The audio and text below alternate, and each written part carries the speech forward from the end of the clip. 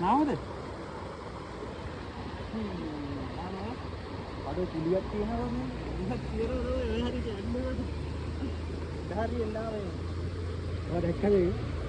දැක්කද? ඔව්. අපි බලමුද උඩ වතුර යනවාද කියලා. පාසල් ෆ්‍රී ඩෑම් එක. පාසල්. ඉතින් පාසල්ද? මේකේ ඉන්න නෝටන් බ්‍රිජ් එකේ ඉන්න.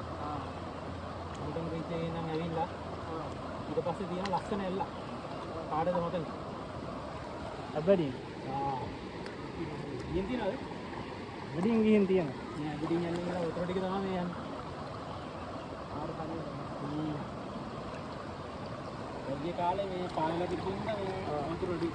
අර පාලම කරලා තියෙන්නත් ඒකෙන්ද? වතුර ගිහින් කරන්නේ මේ ගිහිල්ලා නේ. ඔව් පාලමට උඩින් යනවා ඇත්ත වැඩි වෙන කාලේ.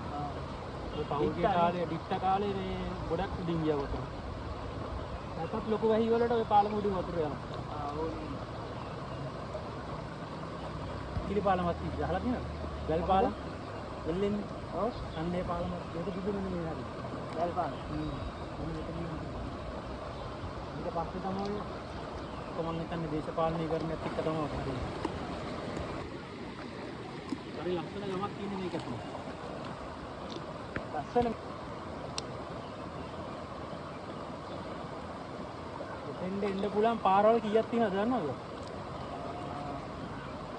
කොළඹ ඉඳන් ආවොත් කළුගලට ඇවිල්ලා කළුගලින් පොල්පිටියට ඇවිල්ලා පොල්පිටියෙන් ලක්ෂපාන පාරෙන් ඇවිල්ලා ලක්ෂපාන පාර කිලෝමීටරයක් එහෙම නැත්නම් ගිනිගත් වෙන පාරට ඇවිල්ලා රංජිරාව හන්දිය කියලා තියෙනවා. රංජිරාව හන්දිය පාලට තියෙන පාරේ ඇවිල්ලා ඒක ඇවිල්ලා එන්නත් පුළුවන්.